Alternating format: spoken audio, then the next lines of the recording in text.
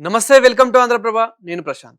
Jahnavi missing కేసులో అసలు ఏం జరుగుతూ ఉంది? జాహ్నవి మిస్ అయి ఇప్పటికే దాదాపు 20 రోజులు గడిచినా గానీ చిన్న ఆచూకీ కూడా దొరకలేదు. అసలు జాహ్నవి ఎక్కడ ఉంది? జాహ్నవిని మరి ఎలా ఎంక్వైరీ చేస్తూ ఉన్నారు జాహ్నవి విషయంలో? జాహ్నవిని ఇప్పటికే దాదాపు 500 మంది సిబ్బందితో, దాదాపు 1000 మంది సిబ్బందితో అయితే ఎంక్వైరీ అయితే చేయడం జరుగుతుంది. ఒక పక్క పోలీసులు, ఒక పక్క ఎన్డీఆర్ఎఫ్, ఒక పక్క ఎస్డీఆర్ఎఫ్, ఇప్పుడు తీరా చూస్తే క్రైమ్ టీమ్ కూడా ఇందులోకైతే ఇన్వాల్వ్ అవ్వడం జరిగింది.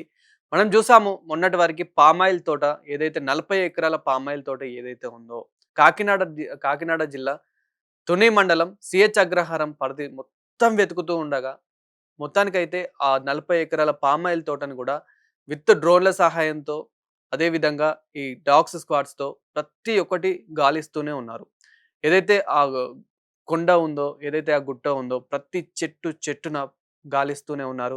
దాదాపు 500 ఎకరాలు, 1000 ఎకరాల పాటు ఉన్న పరిధి ఏదైతే ఉందో, సో ప్రతి చోట వెతుకుతూనే ఉన్నారు. ఇప్పటికీ ఏమాత్రం ఆగకుండా, వాళ్ళు ఎక్కడ గూడా గివ్ అప్ ఇవ్వకుండా ప్రతి చోట వెతుకుతూనే ఉన్నారు.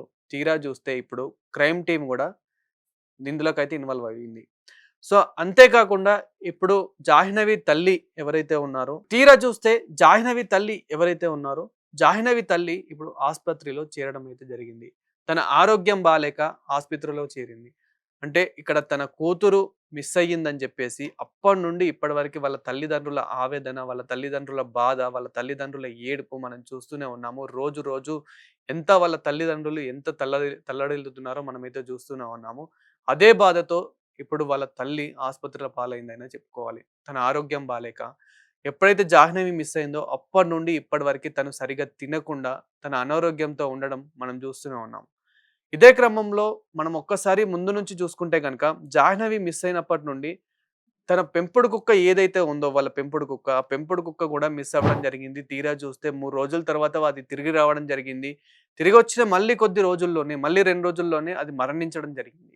అసలది ఎలా మరణించింది అని చెప్పేసి కూడా ఆ కోణంలో కూడా ఒక అనుమానాలైతే వ్యక్తమవుతూ ఉన్నాయి. దాని మీద గూడా ఎంక్వైరీ అయితే జేస్తూ ఉన్నారు. పోస్ట్‌మార్టం రిపోర్ట్స్ ఇంకా రాలేవని చెప్తూ ఉన్నారు. డిలే జేస్తూ ఉన్నారు. ఇంకా ఇప్పుడు మళ్ళీ ఏదైతే ఆ కొండలు, గుట్టలు, ఆ పామాయిల్ తోట ఏదైతే ఉందో ఇంకా వెతుకుతూనే ఉన్నారు.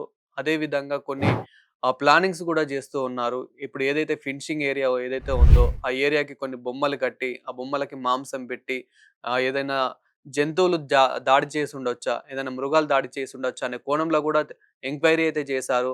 అనుకున్న విధంగా అయితే అలా ఏం చేసుండకపోవచ్చని చెప్పేసి కూడా చెప్పడం అయితే జరుగుతూ ఉంది. ముఖ్యంగా దీనికి సంబంధించి ఎవరైతే ఎంక్వైరీ చేస్తున్నారో, దీంట్లో ఎవరెవరైతే ఇన్వాల్వ్ అయ్యి ఉన్నారో డీఎస్పీ గానివ్వండి, ఎస్పీ గానివ్వండి, సో వాళ్ళు గూడా బయటకొచ్చి మీడియా పరంగా చెప్తూనే ఉన్నారు. మేము ఎట్టి పరిస్థితిలో జాహ్నవిని పట్టుకొని తీరుతాము అని చెప్పేసి కూడా చెప్తూనే ఉన్నారు.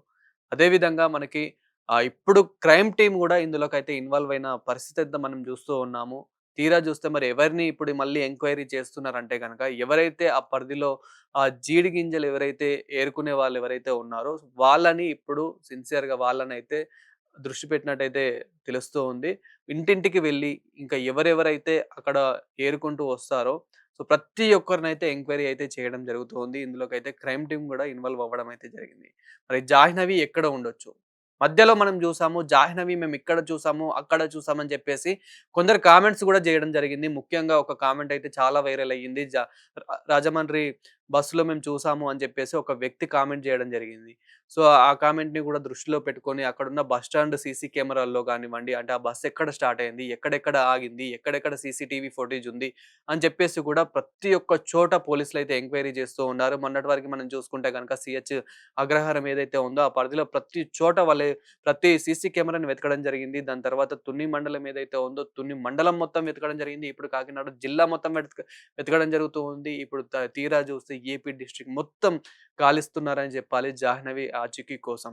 కానీ అయినప్పటికీ జాహ్నవి ఆచూకీ అసలు ఏమాత్రం అంతు చిక్కలేదు. మరి కొండల్లోనే ఏదైనా జరుగుండొచ్చా? ఏదైనా మృగం చేసుండొచ్చా అంటే గనక, ఏదైనా చేసుంటే గనక అట్‌లీస్ట్ జాహ్నవి డ్రెస్ పీస్ అయినా దొరికేది.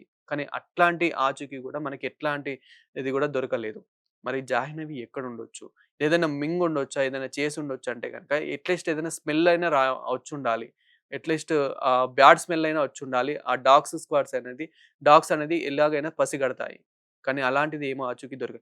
మరక్కడేమైనా బోర్‌వెల్స్ ఉన్నాయా? అక్కడేమైనా బావిలున్నాయా? అందులో ఏమైనా పడుండొచ్చా అంటే కూడా అలాంటి కోణంలో గూడా జూసారు. అక్కడ బోర్‌వెల్స్ లాంటివి, బావిలు లాంటివి అయితే అక్కడైతే ఏం లేవని జెప్పేసి గూడా పోలీసులైతే చెప్తున్న పరిస్థితి మనం జూస్తూ ఉన్నాము. అదే విధంగా పోలీసులు గూడా గవర్నమెంట్ నుంచి ఒక ఆఫర్ గూడా జేయడం జరిగింది. జాహ్నవి లాగా మీకెవరైనా కనిపిస్తే జాహ్నవిని పట్టిస్తే గనక రూ.